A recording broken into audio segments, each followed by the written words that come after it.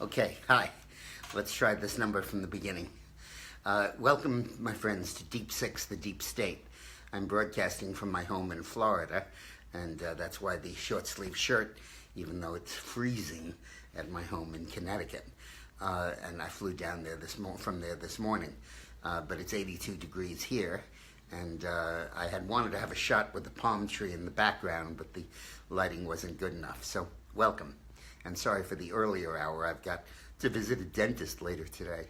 But so I thought in any case I'd get this in earlier. Look, don't believe the hype. The media is now so happy to write Donald Trump's obituary and say that the results in Virginia and in New Jersey show that he's losing it, that the base is deserting him, that they're running out on him, that he's failed, and that the Republicans are going to get clobbered in the election of 2018 unless they change their ways. By that, the media means they get rid of Trump's leadership, and they try to make an accommodation with the Democrats on more moderate centrist policies, which is to say, surrender. Don't believe it. It's absolute hype. It's absolute baloney. It's the same crowd that said in 2015 he wasn't going to run, and in early 2016 that he wasn't going to get nominated, and in later 2016 that he wasn't going to get elected, and then that he'd only last a little while before he was impeached because of the Russia meddling scandal, and now says that, oh, he's lost it now, and he's going to get reversed in the 2018 election. Well, don't believe any of it. And, I'm the only guy that predicted he would win the election. I wrote a book called Armageddon, How Trump Can Beat Hillary, when nobody else saw it. And I believe it's still there. I believe Trump still has the power, if anything, more than he had before. Because before it was all the stuff he was going to do. Now it's been ratified by very good economic news. And it's very clear that he has the answer to the nation's economic problems in a way that Obama never had. In a way Bill Clinton did, but not in the way Obama failed to, and Hillary never got the chance to try, thank goodness. But the important thing here is that Virginia and New Jersey are totally unlike the key swing states of the industrial Northeast, like Michigan, Minnesota, Wisconsin, Ohio, Pennsylvania, Indiana. Those states are very, very different. And basically, Virginia is Washington, D.C. The northern counties in Virginia, all across McLean and the northern Virginia counties that are Washington suburbs, are basically extensions of Washington, D.C. All the people that work there either work for the federal government or work for law firms or lobbyists, who in turn work for the federal government. It's a company town, and they outvote the rest of the state, and that's all this means. And when you throw in college campuses where the students vote where they go to college rather than where they came from, it really sways the results in Virginia. And New Jersey has always been a solidly Democratic state with a few slight interruptions, and Christie so alienated the state, so clobbered them, and was so arrogant about it, at one point being shown with his family vacationing on a beach after he'd ordered all the beaches closed because of a government shutdown, and it's this photo of him and the family in the whole big empty beach. That kind of arrogance does not endear you to voters, and the rejection of the Christie regime, I think, had a lot more to do with it than any commentary one way or another on Donald Trump. So don't fall for this. I think the Republicans are on target to win in 2018. The key thing, which I spoke about a little bit yesterday, but let me amplify, is that voters who are high school educated, who've not been to college, who are white, voted overwhelmingly for the Republican in this election. 72% voted for Gillespie. Only 72 to 28, they voted for Gillespie and for the Republican. And that's the base. That's the group that Donald Trump won. The irony of modern politics, the incredible thing Donald Trump did in turning it on its head, is that when you walk through customs at Kennedy Airport and you first show up in the United States, the first thing you learn is rich people vote Republican and poor people vote Democrat. That's the first thing you learn about American politics. But among white voters, the exact opposite is true now.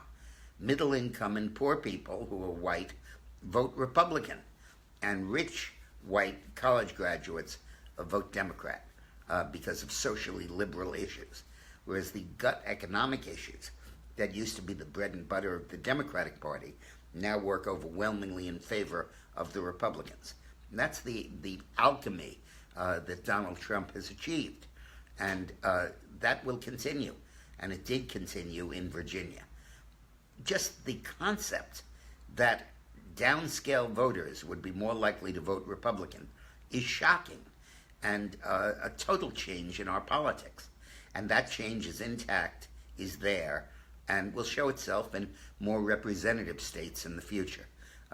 We're not going to be able to win in states like New Jersey or, in effect, Washington, D.C., which is really what Virginia has become.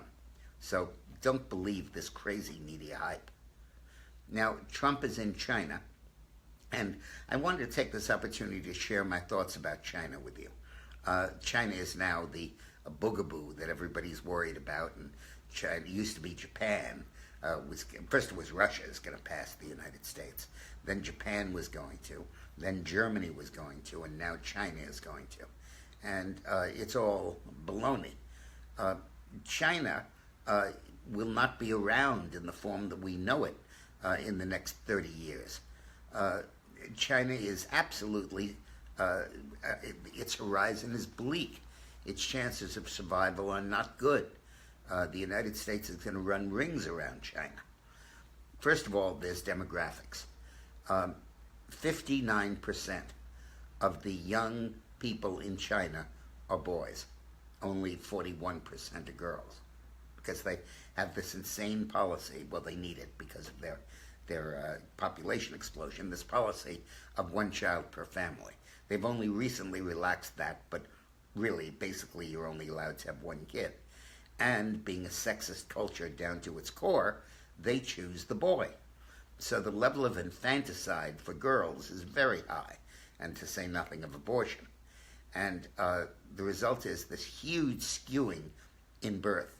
And the most fundamental thing that exists in nature, or if you will, that the Lord did, was to prescribe an equal number of men and women, boys and girls, which is essential for the maintenance of the human race.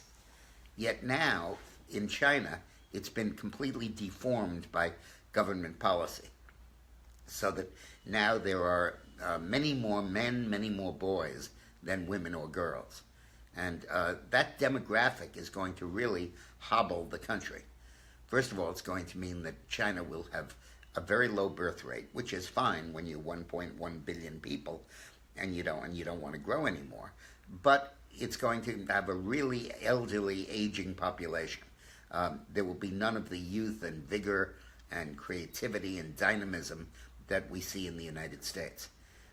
Low birth rate has gripped Russia, which is losing population rapidly, and Western Europe, which is losing it slightly, except that it's being filled in with Muslim immigrants who are taking their place, while the United States continues to grow nicely and to expand. And the demographic disaster, this time bomb of China, is going to explode. An elderly population, a cranky male population, and horny, and it's going to be really a demographic disaster. The second thing to understand about China is that there are three completely different economies in China. One is the old subsistence farming that continues in China and employs almost half of the workforce. Small plots of land, eking out a living, eating what they grow, very low cash incomes, no real participation in the economy, just living like they did 5 centuries ago. And while that number has been reduced and the migration to the cities has been pronounced, it has not eliminated or even severely diminished the rural population. Not like the United States, where we really have very little in the way of a farming rural population, none at the subsistence level.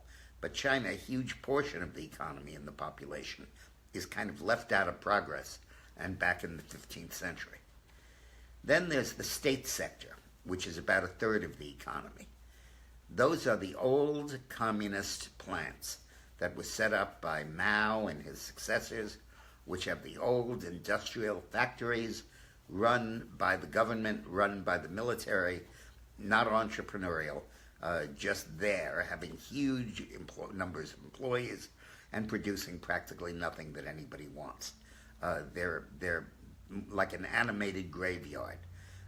They remain in existence because of massive state subsidies. They pay their workers salaries, wages, so that they don't have to pay them unemployment benefits. But in fact, they might as well be unemployment benefits. They don't produce anything they can sell, and they don't produce anything anyone wants. And they are absolutely the vestigial, anachronistic creatures of a bygone industrial era in China. We don't have any equivalent of that in the United States. Our competition makes it impossible for that to happen. But in China it does, supported by the state. And they don't dare withdraw their support because it would cause mass unemployment and political instability and ultimately the fall of the regime. It's important to understand parenthetically that there's nothing holding this regime up. It used to be buoyed by its ideology, communist ideology, but it doesn't have that anymore. It's capitalist. And it has nationalism holding it up, but not much else. There's no ideology, there's no freedom, there's no democracy, there's no sense of ownership of the government or of the country. Then you have 1/6 of the population that's part of the world. That's the modern, young, new Chinese dynamic economy that grows a lot, that sends goods all over the world. But the important thing about that is to realize there is no research and development. China doesn't invent anything. China steals all of its technology, largely from the United States, by illegitimate means of cyber theft, or by legitimate means of getting American companies to open in China and demanding that they do so in joint ownership agreements with Chinese businessmen, where the secrets and the techniques of American industry all flow to China, and then they can adapt it and use it for their own good. Japan, by contrast, has a vigorous R&D sector. So Japan is constantly inventing new and better ways to do stuff, and that's why it's surviving economically. China doesn't, and at some point the ability to steal will no longer be enough to sustain that level of economic growth. So I would not sit up at night worrying about China. Militarily, it's going to build up, it's going to become strong, but it's only the alarmists who basically want to boost defense spending, who say that we're losing to China, that we have a lot to be afraid of there. Now, that said, it is true that China rips us off by manipulating their currency and keeping it low in value so that their goods are less expensive, and we do need to deal with that. And I think they have sidetracked Trump on that by scaring him to death about North Korea and by holding out the hope that they can discipline North Korea. I think that's ridiculous. Nobody's going to discipline North Korea, and it's all a hoax designed by the Chinese to reduce Trump's leverage so that they can continue to manipulate their currency and continue to undercut the United States. While we're on the subject, Russia is nothing to be afraid of either. First of all, Russia is losing population. It's the only country in the world that has a decreasing life expectancy, particularly among men. Men have about a 5 to 10 year lower life expectancy than women, drinking themselves to death. And the population of Russia, which peaked at about 150 million, is now down about 140, maybe even in the high 130s. And it's on its way down, way down. The birth rate is minuscule, and Russia is basically losing its population. And secondly, Russia is as much a petrostate as Saudi Arabia is. A third of the Russian economy is in the energy sector. I'm sorry, a third of the Russian economy and 2/3 of its exports are from the energy sector. And there's anything that's doomed, it's energy as a economic force. Oil is losing its power every day with the introduction of more efficient cars, electric cars, the switch increasingly to hybrid cars and electric vehicles, driverless cars, and then the move towards solar energy, the move toward natural gas, the flooding of the energy market because of the fracking and offshore drilling in the United States that's vaulting us into the lead among oil-producing countries. All of that is so diminishing the power of the energy sector, and with it the Russian economy. They still have a vestigial military power left over from the Cold War. They still have enough rockets and bombs to wipe us out. But in terms of a real, vibrant future threat, we don't have any. Neither Russia nor China are a threat. India, which could be a threat because it's got a good economy, a literate and growing population, and well-educated people, is not a threat because it's the most peace-loving country in the world. Thanks to their religion and their culture, the Indians are essentially nonviolent, and God bless them. Terrorism, Muslims, yeah, that's a short-term problem, but the more oil crashes, the more oil is no longer a method of exercising power. The days of those terrorists and that Muslim power, I think, are sharply limited. So I hate to be too optimistic and tell you all what's going on, but I do want to say that because increasingly we always hear gloom and doom, and that's just not right. Now, on the tax cut, what's going on now is a theoretical exercise that has no relationship to reality at all, and you have to be a creature of the swamp to understand it. It doesn't matter whether the budget balances. It doesn't matter how large the deficit is. What matters is scoring by the Congressional Budget Office, which has to certify that the budget is okay. And the reason that acquires importance is that the Republicans in the Senate said, we are going to hold the deficit to $1.5 trillion. And the Budget Committee okayed that, and the Senate adopted that. We haven't filled it in yet, but it's going to be $1.5 trillion deficit. If they hold it to $1.5 trillion, they can pass the details with a simple majority, because the Byrd rule allows them to do that for a fiscal measure. But if they fail to do that and the deficit goes larger, they're going to need 60 votes, and there's no possibility of getting it. So the game is to hold the deficit over 10 years down to 1.5 trillion of additional money. Now that is phony, because the projections are over a 10-year period. So what the Republicans are planning to do, and makes sense, is they're saying, okay, we're going to cut taxes now, and then in 5 years we're going to eliminate those cuts, or 8 years. And the purpose of that is not that they're going to eliminate them. It's that over the 10-year projection, the deficit is growing by less than it actually is called for in the tax bill. And therefore, CBO, Congressional Budget Office, will score it appropriately, and you can pass it with 50 votes. Now, what about the country? How can we absorb that deficit? We're not going to have to. The economic growth that is happening now, and the economic growth that this tax cut will trigger, will generate massive revenues, reduce spending substantially, and the deficits you're looking at that are planned in this very bill are not going to come to pass. And they're just fiction. But the Congressional Budget Office will not use dynamic scoring, which means they'll say, we're going to cut taxes now, we're going to cut revenues, and therefore we will increase the deficit by exactly that much. What about the economic growth this tax cut causes? They don't want to know about it. What about the economic growth the cut in spending causes? They don't want to know about it. So within their limited little world, you need to fit into that window. And therefore, there are going to be a lot of compromises going on over the next few weeks in the Senate.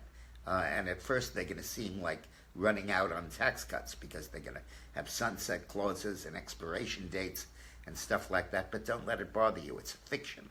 It's the fiction of the way budgets are made in Congress. It took me years to understand how to play that game. But we ultimately had a balanced budget, because a real one, because we learned how to play it. Now, among the things they're talking about is phasing in the tax cut for corporations. They're talking about, and this is important, there is a small group of people, not so small, several tens of millions, but we're going to have a slight increase in taxes under the current bill. Those who make, I think it is more than 330,000, but less than $500,000, are going to see their tax rate go from 33 to 35. And that's a correction that could easily be, that's something that could easily be corrected, and I assume it will before the tax bill is passed. The other important change that I think is going to be made is they will increase the per-child tax credit, which is a very important way of insulating the working class from the tax increases and giving them a tax cut. And the House bill increases it from $1,000 a person, a child, to $1,600. The likelihood here is that it'll go up to $2,000, which will be a significant improvement for the lower middle class, for the working class, for people making between about 30 and about 70 or 80,000 a year.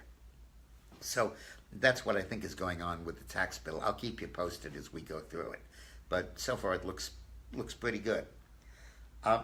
Now, a lot of the House Republicans are retiring. We have 3 in the last couple of days. Bob Goodate, who is the chairman of the Judiciary Committee, Lamar Smith, the chairman of the Banking Committee, and Jeb of the Science Committee, and Jeb Hensarling, the chairman of the Banking Committee, and Lamar Smith, the chairman of the Science Committee. Those 3.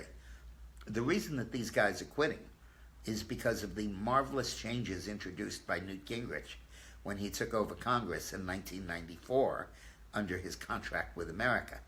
One of the provisions he included was that there would be time limits on chairmanships of committees.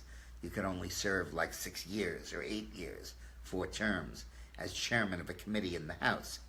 And as these time limits are expiring, these guys face going back into the pool and losing their chairmanship, and they're choosing retirement instead.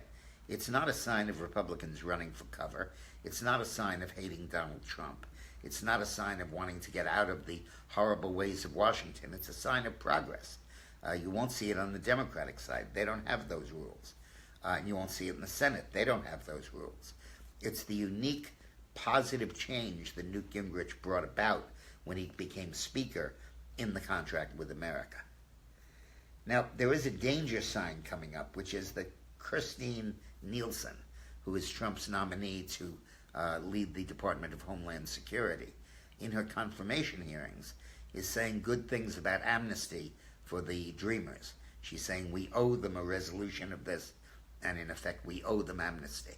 And I hope she does not continue those views. I hope that she gets right and she understands the importance of limiting immigration.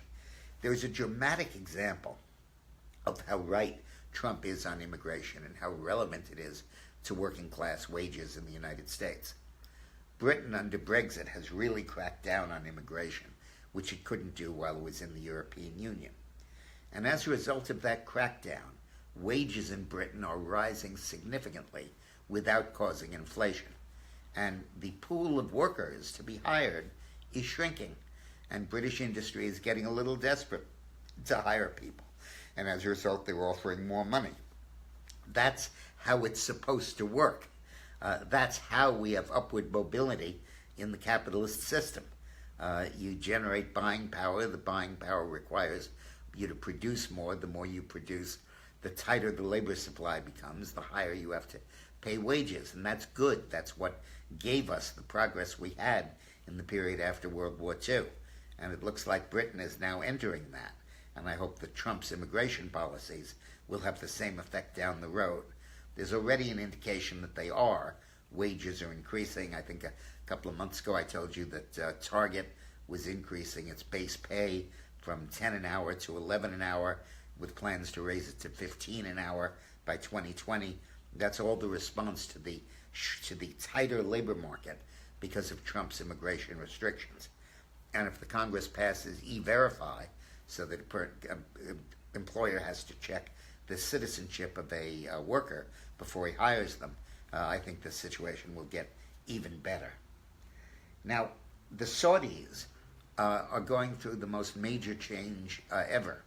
This is far more significant than the Arab Spring that swept the world in 2013, and everybody thought it heralded a new era of democracy, and in fact it had nothing to do with it. It was a new era of Islamic power. 2013 or 2009. Anyway, that Arab Spring petered out. I think it was 9 and 10. But in Saudi Arabia, they are really cleaning house. I told you that the deal here was that the Saudi king did not like his son, who was supposed to succeed him as king, and he struck him from the line of succession, and instead directed it to his other son, younger, who's 32, who was a real reformer and a tremendously competent and, I gather, honest guy. And he is now pursuing $800 billion of corruption by the Saudi princes. And he has them all locked under house arrest, but not in their houses, in the Ritz-Carlton Hotel, the luxury hotel in Riyadh. And they're all locked in there. They can't get out. And I guess they have room service and everything, but it's not too cool. And among them are some people very close to American politicians, including the Clintons. The major one is Talal, Aswad Talal, T-A-L-A-L, who is a major bundler for the Clinton Foundation and for the Global Initiative. Saudi government, under the predecessor, gave the Clinton Foundation $10 million. And that regime is increasingly being forced out by the new Saudi monarchy. Now, part of this is because Iran is becoming much more powerful in the Middle East. They basically forced the Prime Minister of Lebanon to resign earlier this week and flee to Saudi Arabia. And through Hezbollah and Hamas, Hezbollah mainly, the Iranians have now taken over Lebanon. They are working on controlling Syria.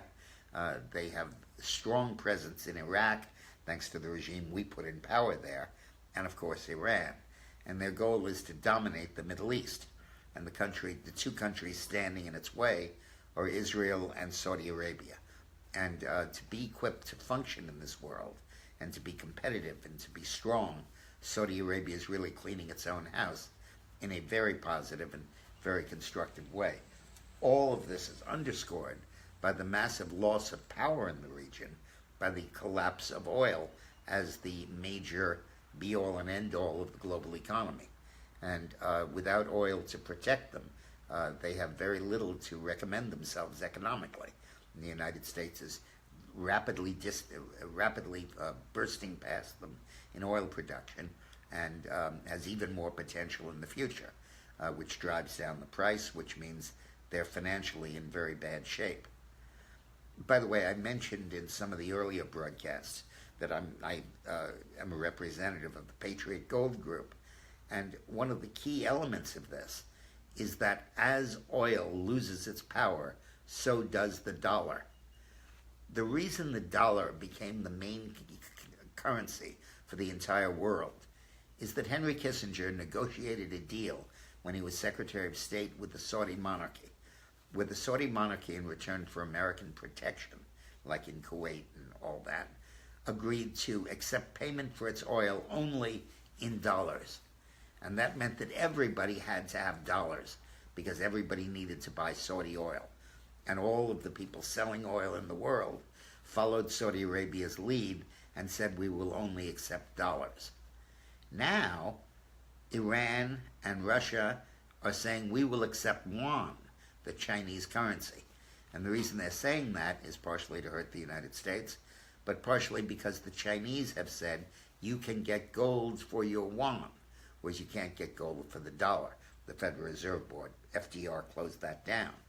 And as a result, you're going to see less and less of the dollar and more of the yuan and of gold.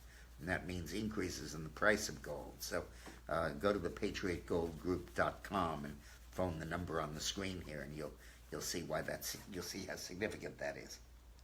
Now, the TSA, Transportation Safety Administration, just flunked 80%.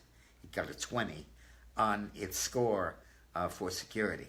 80% of the tests they sent into the TSA as a test cases, people they routed through security. In 80% of the cases, they failed. The failures were partially the equipment, partially the personnel. All this goes to underscore the fundamental fact that the TSA should be privatized. Airport security should be in the hands of the private sector. Now, it used to be before 9/11, and they did a very sloppy job of it because nobody really understood the importance. Now everybody does. And when George W. Bush ratcheted it up, he was forced to agree that the government would control it. The Democrats made him agree to that in return for giving him the votes for the bill. And as a result, you have the most screwed up administration you can possibly imagine. Inefficient, overstaffed, people overqualified for some of the jobs and underqualified for others. The guy who screens the bags also stacks them.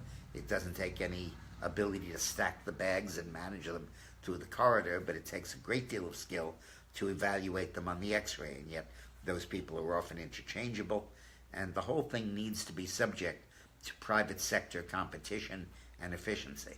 And TSA losing this many points on its evaluation really is emblematic of that. Well, thanks. I'm sorry we don't have Renee here, but I am thoroughly enjoying my time in Florida. I hope you're not freezing your ears off in the north, and I will be joining you in the north tomorrow. I've got some meetings in New York City, and my next broadcast will be from New York. So take care, bye-bye, and see you tomorrow. Thanks for watching. Tomorrow's broadcast will be at 4. Thank you.